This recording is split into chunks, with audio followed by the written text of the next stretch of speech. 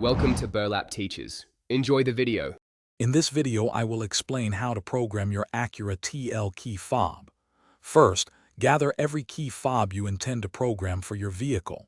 It is crucial to have them all present. Next, ensure all doors, windows, and the trunk are completely closed. Finally, sit in the driver's seat with your ignition key in hand, ready to begin the programming sequence. This preparation ensures a smooth and successful process. To enter programming mode, insert your key and turn the ignition to the on position, where the dashboard lights illuminate. Within 4 seconds, press the lock button on one of your key fobs. Immediately after, turn the ignition back to the off position, again within 4 seconds. You must repeat this entire on-lock-off sequence a total of 4 times. The door locks will cycle after the 4th repetition, confirming entry into programming mode. Now that your vehicle is in programming mode, press the lock button on the first key fob you are programming.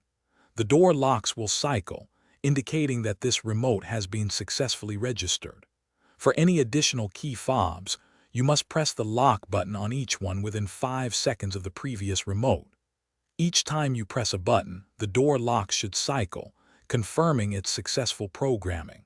You can typically program up to 3 remotes. To exit programming mode, simply turn the ignition to the off position and remove the key.